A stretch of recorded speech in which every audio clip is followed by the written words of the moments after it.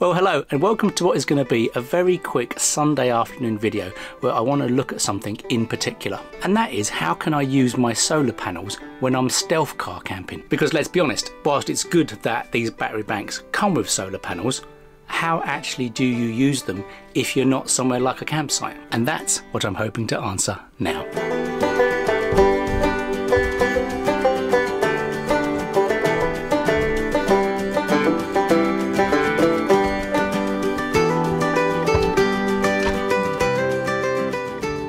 So the biggest problem that I have with solar panels and stealth car camping, which is what I do, so I tend to be parked in car parks or residential streets, then it's a bit difficult to put your solar panel out on the side of the car to charge your power station. And certainly in July when I go to Wales for my first ever multi-day, it will be good to be able to use the solar panels if I can. Although of course it is worth saying I do have the 12-volt car charger, so that will undoubtedly assist with charging when I'm on the go. So I have two solar panels, a 100-watt one and a 200-watt one. Now the 100-watt one is 2 panels and the 200-watt one is 4 panels. So let me test my idea for how I can use it when I'm stealth car camping.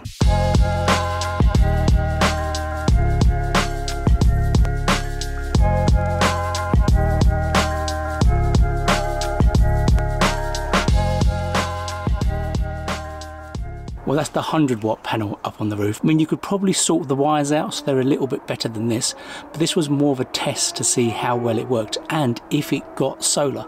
I mean, we still have some sun in the sky, so let's plug it into the Jackery and see what we're getting.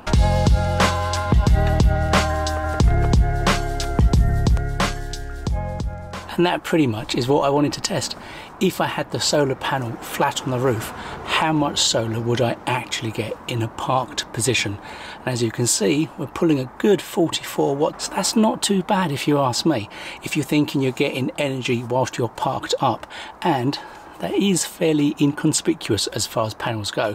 I mean, you're not going to walk off and leave it, clearly, because someone could just nick it, but I'm quite happy with that. But now I want to see what the 200-watt panel's like and how large that is, because that's quite nifty as far as size goes.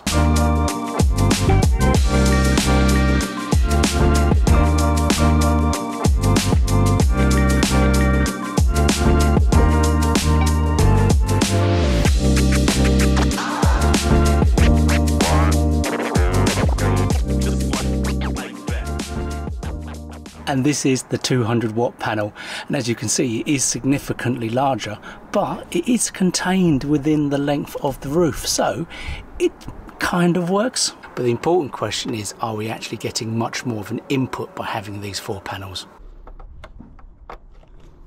And the answer to that is yes, we are getting more, but could we suffice with just the smaller panel instead? So we've answered the first important question, and that is, can we actually use the solar panels flat on the roof? And the answer is that yes, we can use both the 100-watt panel and the 200-watt panel. We are pulling a fairly decent amount of solar. It's not hundreds, but if you imagine if you're stationary, you're in your car, you're not doing anything in particular, any wattage you put into a power station is free energy that you haven't needed a power point for. And that at the end of the day is how you become truly off-grid when car camping. But the next important question of course is, now I know the solar panel can work, will I actually take it with me? Well, there's 2 points to this question. The size of the solar panels themselves. Now the 200-watt one is fairly big and fairly bulky, whereas the 100-watt one is much lighter, much more manageable. Whether or not you need to take it with you will depend on the capacity of your power bank.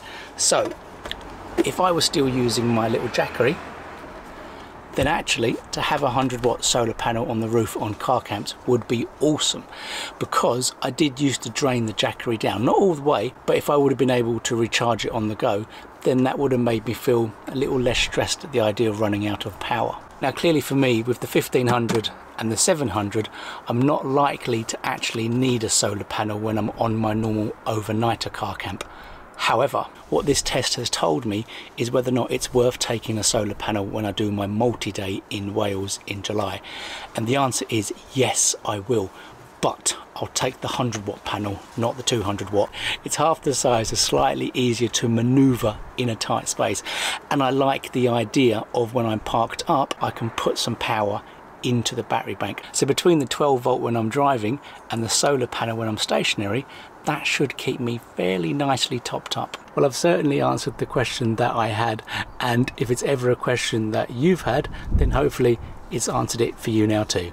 So until next time, take care.